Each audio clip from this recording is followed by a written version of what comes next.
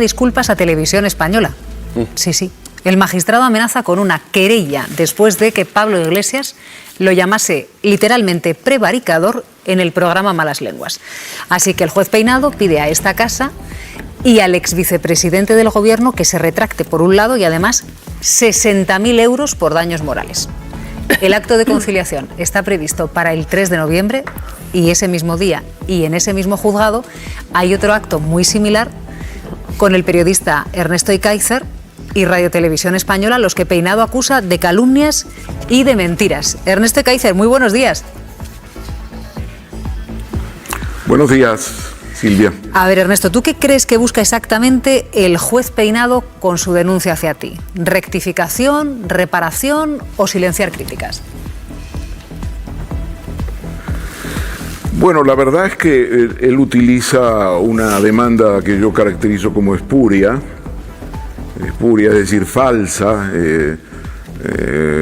bastarda, para decirlo más concretamente, porque yo he denunciado en Televisión Española en el mes de diciembre y hemos publicado en exclusiva, a partir de mi aportación, el audio de las declaraciones de el señor Güemes, Juan José Güemes, vicepresidente del Instituto de Empresa, que es la persona que contrató a Begoña Gómez, la esposa del presidente, para el Africa Center.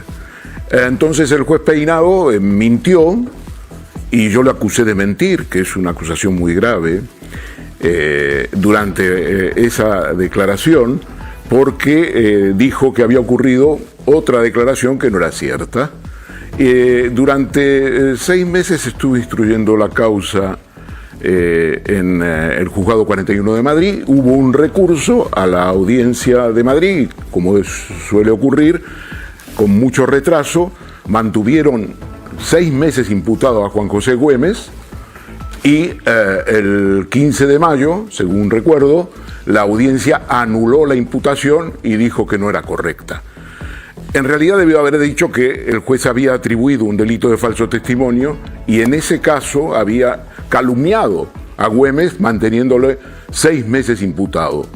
Yo creo que esto es lo que yo denuncié en Televisión Española, dimos en exclusiva los audios, otros periódicos nos siguieron y finalmente se concretó un final feliz para una persona que fue imputada por una falsedad que inventó el juez Peinado. Como ves, utilizo palabras muy duras para un juez en su actividad jurisdiccional, pero el juez a mí no me demanda por esto. ¿Por qué te demanda, Esto es lo que Ernesto? debería demandarme.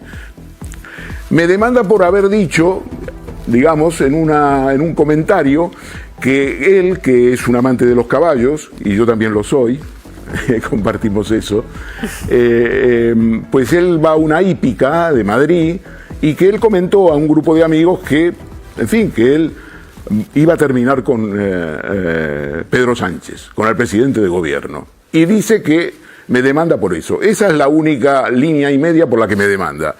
Yo le he llamado mentiroso y lo vuelvo a llamar mentiroso porque imputar en un procedimiento judicial a una persona una realidad que no se ha producido, que en este caso ocurrió lo siguiente, para que la audiencia nos entienda.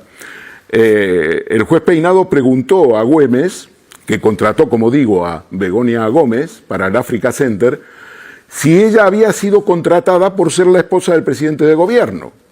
Como Güemes la había contratado, dijo, no, señoría, no se la contrató por ser presidenta del gobierno, la he contratado yo. Se la contrató porque considerábamos que tenía unas condiciones para ejercer el trabajo de directora del Africa Center.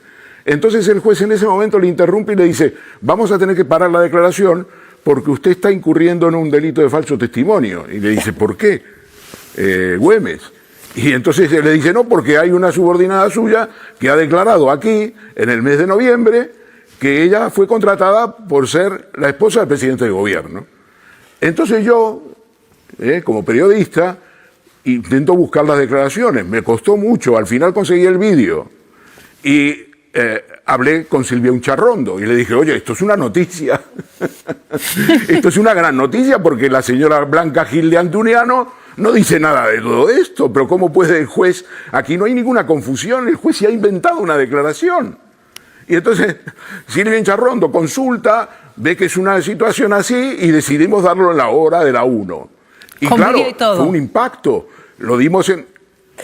fue un impacto tremendo. ¿Cuándo conoces a un juez que le coges infraganti en una declaración donde se ha inventado algo que dice una testigo y trata de amedrentar a otro testigo, y no solo trata, sino que además le imputa, porque había sido testigo Güemes, le imputa y le dice que le va a llevar por falso testimonio? Entonces, claro, nos pareció realmente una historia de esas historias que no te puedes perder. Y la dimos en diciembre, volvimos a dar en febrero, completa las declaraciones de Blanca Gil de Antuniano, demostramos que era una falsedad, y alguien dijo, me acuerdo en la tertulia, Silvia, bueno, oye, pues que el señor Güemes recurra. Entonces yo dije, bueno, sí, claro que va a recurrir, ¿cómo no va a recurrir su letrado? Pero el problema es que tiene 5 o 6 meses imputado. Yo no sabía exactamente, pero sé los plazos en que lo hace la Audiencia Provincial de Madrid. Oye, tal cual, el 15 de mayo anulan la imputación y nos dan la razón. Ya ves. Y emitimos el vídeo y todo, que era súper claro. Mira, por lo menos ha tenido final feliz para Güemes, que acabó desimputado porque fue imputado injustamente. Pero yo te quería preguntar, claro, ya Peinado intentó multar a abogados por hablar con la prensa y recibió un revés, Ernesto. ¿Tú crees que ahora está intentando intimidar directamente a periodistas? Yo creo que lo que yo caracterizo que es espuria, que es una palabra que utilizo a conciencia, es decir, algo falso, algo bastardo, porque él, si querría salvar su honor, debería decir, este señor me ha llamado mentiroso, este señor me ha dicho que yo he calumniado a un testigo, eso es gravísimo. Yo le presento una demanda por esto, pero no puede presentar una demanda por eso porque yo he ganado. Hemos ganado, los medios hemos ganado, hemos demostrado que él había calumniado al señor Güemes, que fue el que contrató personalmente a Begoña Gómez. Entonces, por eso no presenta una demanda, y me presenta una demanda porque yo digo en un comentario que él, en una hípica a la que suele frecuentar en Madrid, le dice a su círculo de amigos muy próximo que él va a terminar con el presidente de gobierno.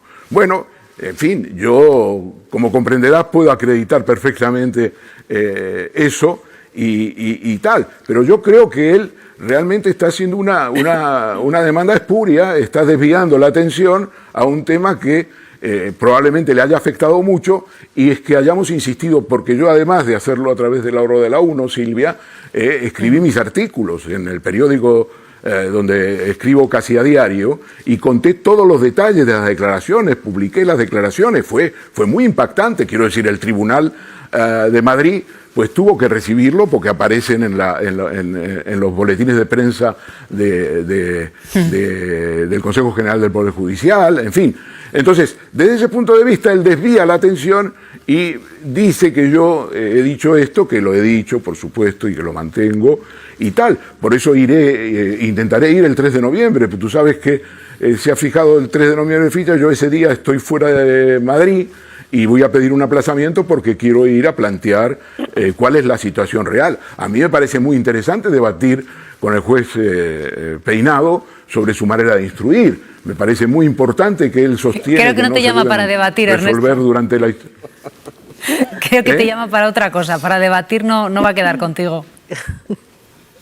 No, pero yo voy a debatir porque, hombre, un juez que te dice que los recursos de reforma no hay que resolverlos durante la instrucción, que ni siquiera hay que resolver los recursos de apelación, que acumula 16 recursos de reforma durante casi toda la instrucción y en febrero lo resuelven los 16, bueno, es que este es el modelo de juez que nos venden. Yo lo que quiero decir es lo siguiente: en este país da la impresión de que los jueces pueden hacer lo que quieren, que el Tribunal Supremo puede cargarse una ley de amnistía en el caso concreto de uno de los beneficiarios de esa ley de amnistía. En otros términos, que el imperio de la ley a veces no rige, porque el imperio de la ley es que el Congreso de los Diputados y el Senado aprueban una ley. Y esa ley tiene que aplicarse, te guste o no te guste. Bueno, el Tribunal Supremo no la ha aplicado en el caso de la amnistía porque no le gustaba. Entonces, no se puede criticar al Poder Judicial, pero el Poder Judicial puede hacer lo que desee, y eso no puede ser. Puede ingerir el Poder Judicial en el Legislativo, puede frenarlo, pero resulta que los periodistas tenemos que andar con cuidado cuando nos referimos a los jueces. Este es un Estado judicial, yo lo he definido. El eje Estado judicial español se eleva por encima de la situación política y trata de arbitrar. Y en este caso lo que trata es de voltear al gobierno de Pedro Sánchez por una vía o por la otra, sea la UCO el 5 de junio o sea lo que está haciendo ahora algunos jueces con el caso que hablamos. Bueno, muchísimas gracias por habernos acompañado. Te mando un abrazo. Estaremos pendientes de terminar esta entrevista, señor López, sin preguntarle por el juez Peinado, que está investigando a Begoña Gómez por malversación en contra del criterio de la Fiscalía, de la Abogacía del Estado, después de no haber visto el delito de malversación justo cuando le presentaron la demanda. Pero, en fin, ¿cómo lo ven en el Partido Socialista? Pues después de que la Fiscalía efectivamente exprese, incluso después de conocer los correos, que ahí no hay absolutamente ninguna posibilidad de interpretar malversación por ninguna parte, bueno, yo lo que veo es que el juez Peinado está haciendo su propia campaña para atacar por tierra, mar y aire al presidente del gobierno. Y que al final la justicia nos dará la razón y alguno será estudiado en los libros de historia de lo que no se puede hacer en un Estado de Derecho siendo juez. ¿A qué achaca la actitud del juez Peinado? ¿A lawfare? ¿A incompetencia? ¿Qué lo justifica, señor López? No, yo no lo justifico, no tiene justificación. No digo que qué justificaría la actitud del magistrado. Pues esa persecución de la que hablo. ¿Cree que hay una persecución judicial al gobierno de este país? Creo que desde el minuto 1 a Pedro Sánchez se le ha atacado por tierra, mar y aire, utilizando absolutamente todos los medios. Todos los medios. Medios económicos, mediáticos, incluso algunos miembros de la Judicatura también. Señor López, gracias por habernos acompañado. Quería preguntarle por una expresión de la señora Isabel Díaz Ayuso, vamos a escucharla literalmente, cuando le preguntan por el discurso del rey en Naciones Unidas, un discurso sobre Gaza en el que pidió al gobierno de Israel que detuviese la masacre. Ella, cuando le preguntaron ayer en una entrevista, respondió esto. El rey reina pero no gobierna, es decir, el rey no tiene que tomar más postura que la conciliación y nosotros por parte de nuestra administración el máximo respeto. Hay una serie de víctimas que son víctimas de Hamás y víctimas hay a todos los lados, en Israel y en Gaza. Señor López, ¿usted cómo interpreta este cuestionamiento público a la condena del rey que realizó contra la masacre en la sede de Naciones Unidas? Bueno, primero, el rey expresó lo que piensa la inmensa mayoría de la ciudadanía española, que somos, no queremos quedarnos callados ante el genocidio que está provocando el gobierno de Netanyahu en Gaza y en Palestina. Y dijo lo que pensamos, casi todos menos la señora Ayuso, que nos tiene acostumbrados a estas salidas de pata de banco, porque más grave que esta me parece la interpretación que hizo de lo que dijo el Lehendakari Pradales. Porque eso es retrotraernos a unos tiempos, cuando dijo lo de Ayuso en chum pim pam pum, que afortunadamente superados, pero nos tiene acostumbrado a utilizar a las víctimas del terrorismo, a utilizar lo que es la cale borroca cuando hay una protesta en las calles, y ahora a utilizar expresiones que hacían los que apoyaban a una banda terrorista en este país en beneficio propio. Y eso me parece inmoral, eso me parece indecente. Y no se puede hacer política de esta manera cuando no se tiene ni puñetera idea de qué fue la cale borroca y de qué fue el enchum pim pam pum. ¿Usted cómo valora estas propuestas del líder de la oposición? Bueno, Feijóo lo que ha conseguido, o lo que intenta, es hacer de la inmigración el epicentro de su política, igual que la ultraderecha, exactamente igual. Y les copia también las propuestas que hace en base a mentiras y a bulos. Y esto es muy importante que lo digamos. Por ejemplo, él habla de que los inmigrantes vienen a España a recibir una paguita del Estado. Oiga, el 83% de las familias que reciben el ingreso mínimo vital son españolas. y del otro 17%, la inmensa mayoría son familias que tienen a menores a su cargo. Luego dice que la inmigración irregular está descontrolada. El 94% de los que llegan de forma regular. Por lo tanto, la exageración es una forma cruel de mentira para demonizar y criminalizar a la inmigración. Después, las propuestas que ha hecho. La de esto por puntos ya lo hizo Rajoy hace 17 años. Y en el fondo es inconstitucional, porque lo que viene a decir es que hay inmigrantes de primera e inmigrantes de segunda. Es contraria al derecho internacional. Después, ¿qué más propuestas ha hecho que son que no hay por dónde cogerlas? Lo del arraigo. Que desaparezca el arraigo me parece tremendo. O sea, es que este señor no se acuerda que los españoles y las españolas somos y hemos sido también inmigrantes. Y tener memoria es fundamental para tener un mínimo de corazón con el que tratar a gente que está huyendo de la guerra, de la miseria, del hambre y que viene a nuestro país para buscar una mejor vida o a veces una vida. Y esto de devolver casi masivamente a la gente es devolverles a la guerra, es devolverles a la miseria, es devolverles al hambre. Y eso es inhumano. Quería preguntarle también por la delegación. Vamos a la última polémica que se está formando y liando ahora mismo a cuenta de las palabras de la presidenta de la Comunidad de Madrid, esta vez con el Endacari. Isabel Díaz Ayuso le ha acusado de amenazarla con las mismas palabras que utilizaba en otros tiempos muy desgraciados la banda terrorista ETA. El Endacari, ayer o antes de ayer, en un mitin en el País Vasco, me mandó un mensaje, un recado un tanto preocupante, porque lo de Ayuso es un pim pam pum, que es lo que vino a decir, que es lo que se decía antaño, me parece altamente preocupante. Y esto es socio del gobierno también, las amenazas, ¿no? El Echuna Ayuso, que te estamos siguiendo. Pero el Endacari no dijo eso. Esto es lo que dijo en realidad Pradales sobre Ayuso.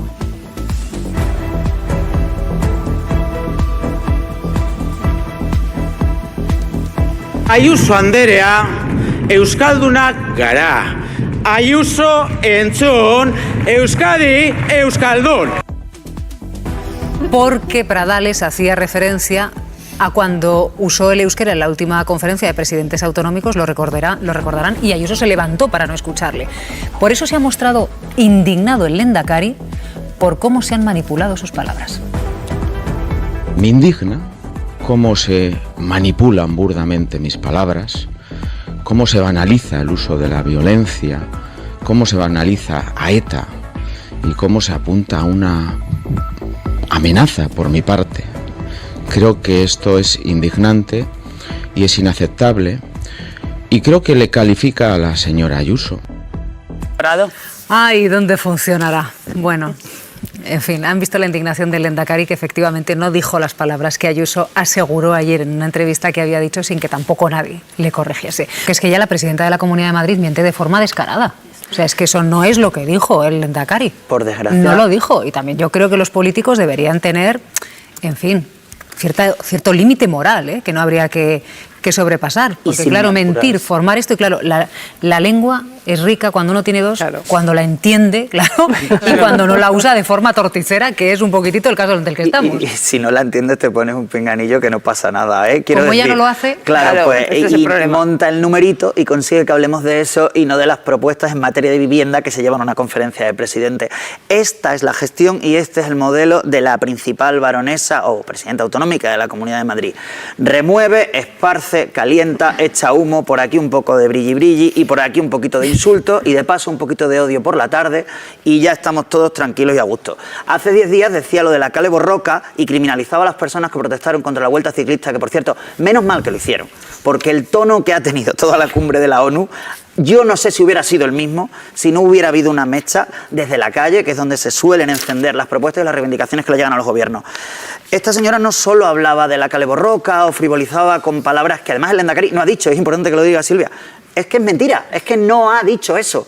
Pero es que como lleva tantas y ni los suyos se sorprenden, ni tampoco parece ser que a la calle le llegue estos 2 minutos simplemente para corroborar, creo que es importante que lo desmontemos y que lo expliquemos. Pero estoy seguido. ¿De verdad nos podemos permitir que la presidenta de la Comunidad de Madrid esté hablando de manadas que recorren las calles o frivolizando con ETA reiteradamente para no hablar de los problemas de todos?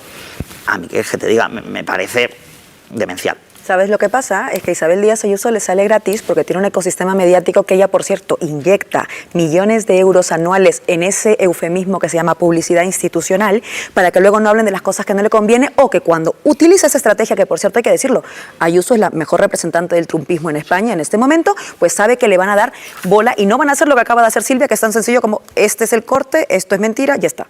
Saque sus conclusiones. Y no va a pasar. Y tal vez eso tiene que ver con que el Partido Popular y las derechas en general les está molestando tanto Televisión Española, debo decir. Porque claro, si tienes una televisión que dice usted está mintiendo y lo demuestra, pues es normal que la señora Isabel Díaz Ayuso y todo el Partido Popular y también los jueces afines al Partido Popular, y estoy hablando de Peinado, pues no les guste mucho que haya alguien que diga, no que les haga ningún tipo de frente, sino que le diga, si usted miente, vamos a decir que está mintiendo. Tan sencillo como eso. Y el problema es que Isabel Díaz Ayuso cuenta con un ecosistema mediático que le permite mentir y que luego no pase absolutamente nada. Es decir, que en efecto desvía la atención, y estamos hablando, no aquí, sino que la gente va a creer que lo que ella ha dicho es verdad.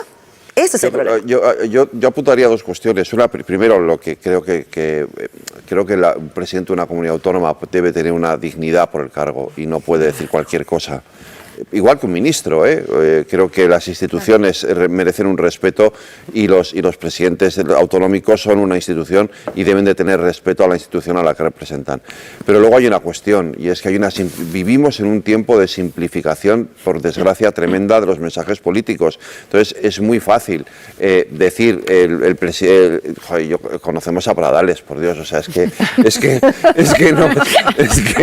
es incapaz de hacer una amenaza en un mitin, o sea, no es creíble, ¿no? Entonces, pero si lo simplificamos y decimos que lo ha hecho y luego respondemos hiperbolizando la respuesta política, pues al final esto tiene mucho más, se vende mucho mejor en el caldo de cultivo que tú tienes en tu electorado en Madrid que cualquier otra cosa, y eso es lo que ya se aprovecha, evidentemente.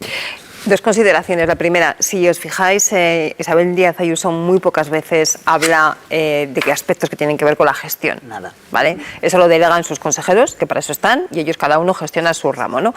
¿Qué es lo que hace ella? Pues la estrategia político-comunicativa. Y en esa estrategia político-comunicativa de confrontación ha demostrado que no tiene límites. Le hemos visto cuestionando las palabras del rey. Algo que en el ámbito del Partido Popular hasta hace 4 días era impensable, ¿no? Después de eso, ya después de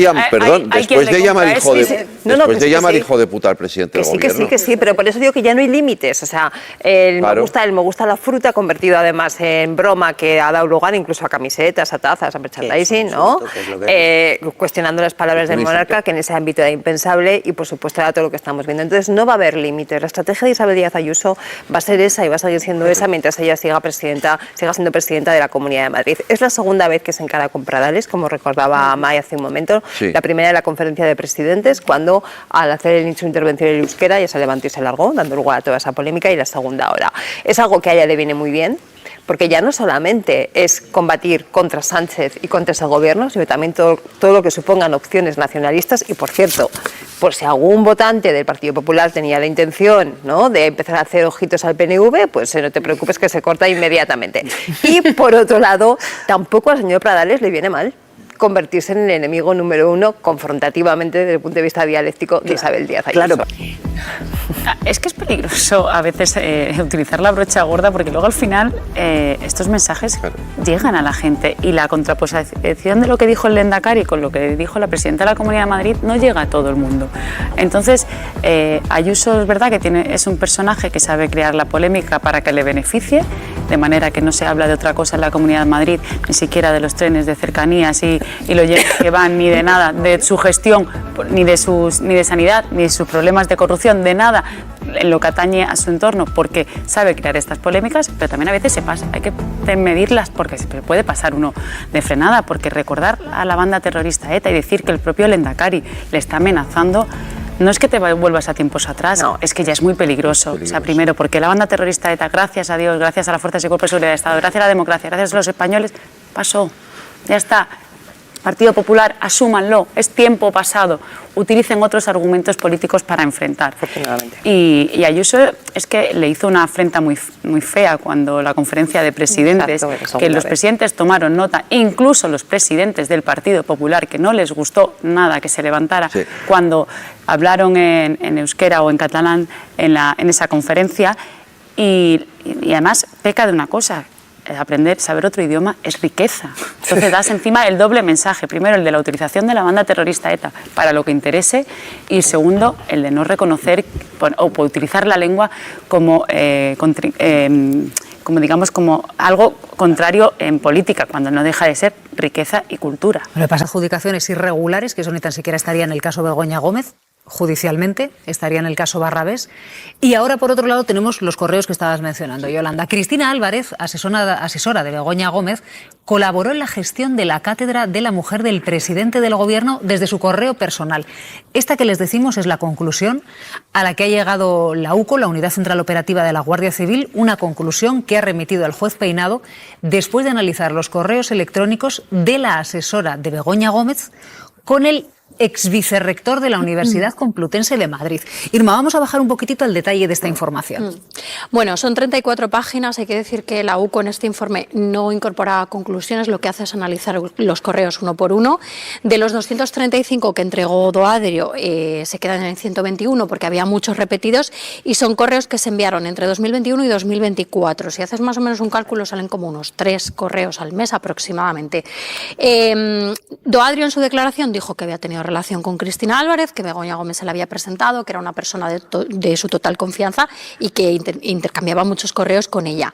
En este caso, Doadrio usaba su correo personal de la Complutense, Cristina Álvarez usaba un correo personal de Gmail y Begoña Gómez usaba su correo de la Complutense. Por lo tanto, ahí no hay medios de presidencia del Gobierno. El asunto principal del que trataban era de la cátedra. Una cátedra que, por cierto, Begoña Gómez no cobró absolutamente nada por esa cátedra de la Complutense, simplemente por mencionarlo. Lo que hizo Cristina Álvarez fue contactar con colaboradores, seguimiento de la cátedra y otras cuestiones relacionadas con la Complutense y bueno, como te digo, están en ese periodo temporal. Sí que es cierto que, evidentemente, estos correos desvirtúan esa versión, o desvirtuarían, eso lo tendrá que decir el juez Peinado, que dieron tanto Cristina Álvarez como Begoña Gómez, de que, bueno, que eran colaboraciones puntuales, en asuntos muy puntuales, simplemente por la relación de amistad que había entre ellas. Bueno, vemos que en los 3 años de correos que recoge la UCO, pues hay una participación de Cristina Álvarez en esa cátedra, y es la que lo gestiona. La Fiscalía ya dijo, por cierto, que esto no encajaba en el tipo de malversación, ya lo estuvo mirando el sábado, estuvo leyendo esos 121 correos y dijo que no había malversación aquí, pero el juez Peinado, en ese auto de transformación del procedimiento al Tribunal del Jurado, dijo que esos correos eran una prueba clave para apuntalar, digamos, esa acusación de malversación. Claro, Joaquín, porque aquí lo que no tenemos que olvidar es el delito que está juzgando el juez Peinado, y es un delito de malversación. ¿Estos correos reflejarían o no reflejarían que hay una supuesta malversación? ¿Cuál es tu opinión? Por ahí van las valoraciones de la Fiscalía precisamente. En estos supuestos, el delito de malversación implica que un empleado cobre un salario público sin realizar ninguna de las funciones que tiene asignadas. Por poner ejemplos de casos reales, uno de los conocidos, con jurisprudencia que llegó hasta el Tribunal Supremo, es una concejala que utiliza operarios municipales de obras para que le hagan una reforma en su casa.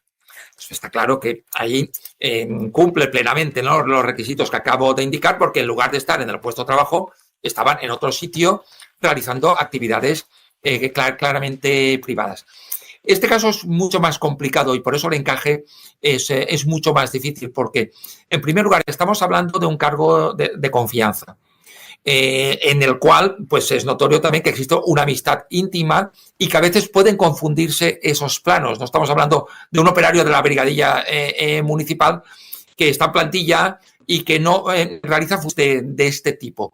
Al mismo tiempo, al menos con los datos que tenemos ahora, se habla de unos 120 correos, vamos, que yo los he leído, en más de 3 años, son menos de 1 a la semana, y más bien, al menos con los datos que tenemos ahora, tenemos que ver si surgen más correos o más datos. Estamos hablando más bien de colaboraciones de tipo puntual. Se tendría que acreditar indiciariamente y mucho más con prueba completa para que haya una condena por un delito de malversación, que la asesora realmente no realizaba las funciones que tenía encomendadas. Pero mientras hayan sido realizadas, lo que haya hecho en una jornada que no está arreglada, que no son 5, 8, 7 horas, sino que es una designación de confianza y que, por tanto, está para lo que surja en el Palacio de la Moncloa. Si se acredita que esas funciones como asesora se cumplieron, que al mismo tiempo hiciera colaboraciones puntuales de este tipo, difícilmente encajaría en un delito de malversación, y por eso entiendo perfectamente el análisis que hace la Fiscalía. Si es que la cuestión aquí es el criterio que usa para justificar la malversación el juez Peinado, porque es que según su criterio, que él cargue el teléfono móvil en el juzgado, pues también sería malversación de caudales públicos, Joaquín.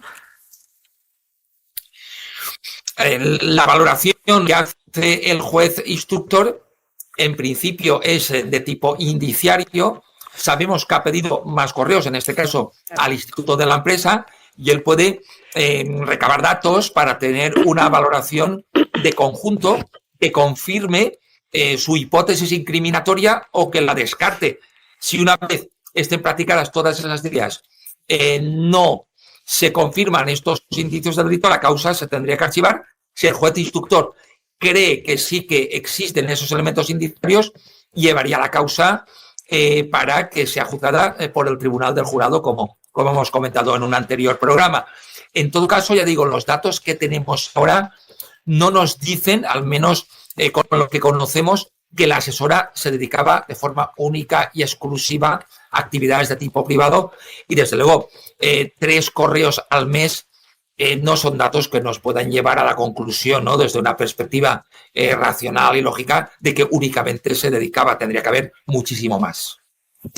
Esperen, que todavía vamos a sumar. Ahora mismo tengo la duda de cómo termina el caso, de cómo queda este caso de Begoña Gómez, porque por un lado la defensa de Begoña Gómez y la Fiscalía dice, oiga, juez Peinado, archive porque aquí no hay malversación ni nada de eso, y por otro lado la acusación particular archive de Begoña Gómez, porque por un lado la defensa de Begoña Gómez y la Fiscalía dice, ahora mismo tengo la duda de cómo termina el caso, de cómo queda este caso de Begoña Gómez, porque por un lado la defensa de Begoña Gómez y la Fiscalía dice, oiga, juez Peinado, archive porque aquí no hay malversación ni nada de eso, y por otro lado la acusación particular, como estábamos reseñando, lo que pide es que tome declaración de nuevo, que comparezcan ante el juez el presidente del Gobierno, Pedro Sánchez, y el ministro de Justicia, Félix Bolaños. Ahora, ¿qué es lo que va a hacer Peinado y cuánto tiempo tiene para tomar una decisión? Bueno, sí, efectivamente, bueno, hay que precisar algunas cosas, porque para empezar, el auto en el cual se ha formado esta pieza separada de la que dimana el delito de malversación de caudales públicos está pendiente de recurso de apelación ante la Audiencia Provincial. En segundo lugar, es verdad que en la propia ley se prevé que las defensas soliciten el archivo sobre cimiento, pero es poco probable que acceda a ello el juez de instrucción cuando el propio juez de instrucción acaba de dictar el auto de acomodación, en el cual hace, por cierto, referencia a una serie de indicios. Y por otra parte, en cuanto a la petición de diligencias de investigación, pues no supone más que la continuación de la investigación por el procedimiento ante el Tribunal del Jurado, y entre esas diligencias que se solicitan están las testificales del presidente del Gobierno y del ministro de Justicia.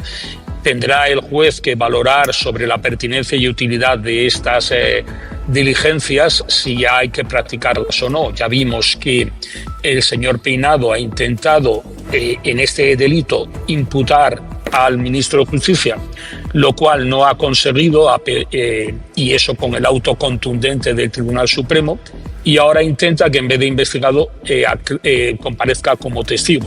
Eso es lo que veremos en los próximos días, la resolución, y a ver en qué queda todo esto. Claro, porque Irma, en ningún momento se planteó, ni tan siquiera en los días previos, este escenario. Y es que Begoña Gómez, la exasesora, y el delegado del Gobierno de Madrid no fuesen. No, vamos, fue una sorpresa total y absoluta. O sea, en todos los escenarios estaba que fuesen, ¿no? Sí que es cierto que la ley del jurado, si tú la lees, el literal de la ley, no hay ninguna frase en la que se diga que están obligados a estar. También es cierto que Juan Carlos Peinado en su auto les había notificado que tenían que asistir, pero si tú lees la ley no hay un literal que diga tienen que estar. Dice que estarán representadas por sus representaciones procesales. También es interpretable, por supuesto, pero vamos, me remito a los hechos. Si la comparecencia se ha celebrado sin ellos, es porque se podía celebrar. Esto es así, ¿no, Ignacio? Sí, efectivamente. Si uno lee el artículo 25 de la Ley Orgánica del Tribunal del Jurado, al hablar del traslado de las imputaciones, puede comprobar perfectamente cómo el acto se puede desarrollar sin la intervención de los interesados, en este caso de los investigados. Hay que hacer la distinción de un matiz. El hecho de que el juez Peinado ha citado personalmente a los 3 investigados a dicho acto, porque es verdad que los 3 investigados tienen derecho a comparecer en ese acto, a estar presentes y ver qué es lo que se aborda en el mismo.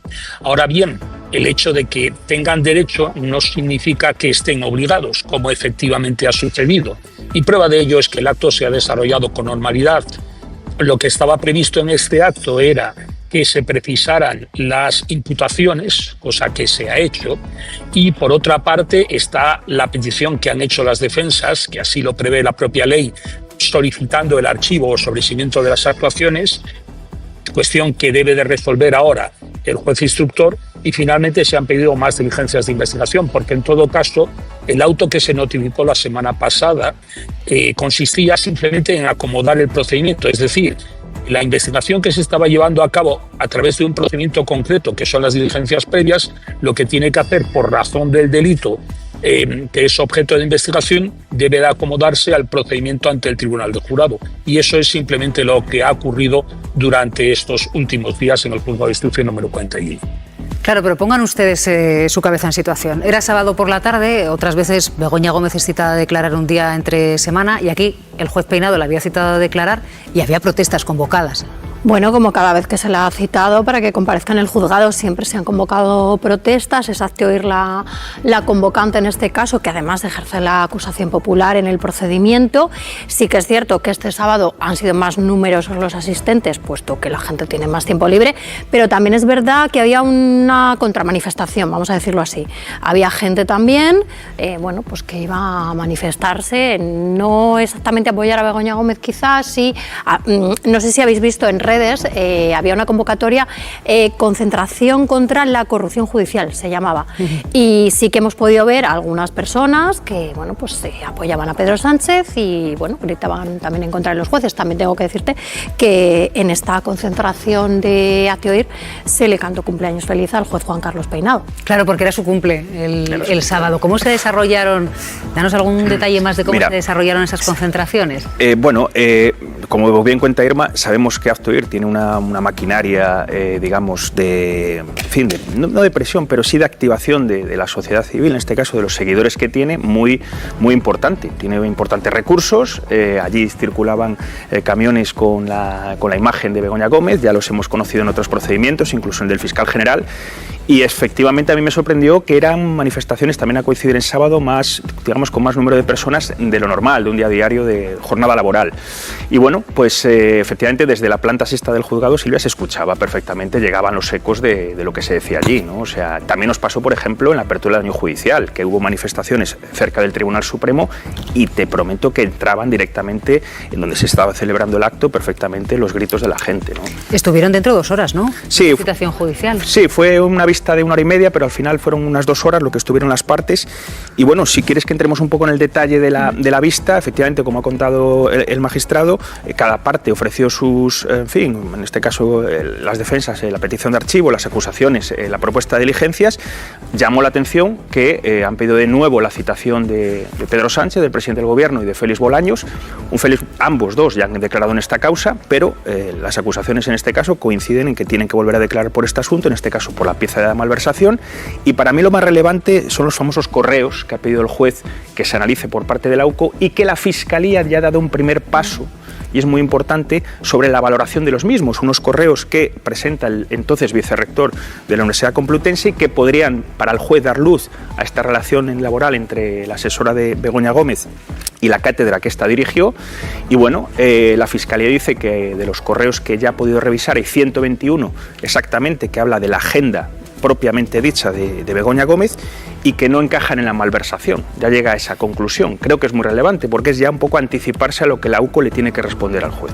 Sí, bueno, aparte de eso, la Fiscalía ha dado este paso, que es verdad que es importante. Nada hace sospechar que Juan Carlos Peinado vaya a archivar esta causa, porque él sigue instruyendo y le ha pedido a la UCO un informe, pero también hay que recordar ese auto de la Audiencia Provincial de Madrid del 12 de junio al que Juan Carlos Peinado se ha acogido como si fuera la tabla de la ley, y en ese auto lo que se dice al final, que yo creo que es lo que va a marcar un poco el devenir de esta pieza separada, es que tanto Begoña Gómez como Cristina Álvarez entran dentro de la categoría de funcionario público según lo entiende el Código Penal, y eso es lo que abre la puerta a que la pieza continúe y está avalando efectivamente que puede encajar en ese delito de malversación. Es que además, Silvia, lo que cuenta Irma es muy interesante porque no lo habíamos visto con tanta perspectiva como hasta ahora, la importancia del auto al que hace referencia de 12 de junio de la Audiencia Provincial. Ese auto, la Audiencia Provincial, que está compuesta, es una sección que la componen 3 magistrados,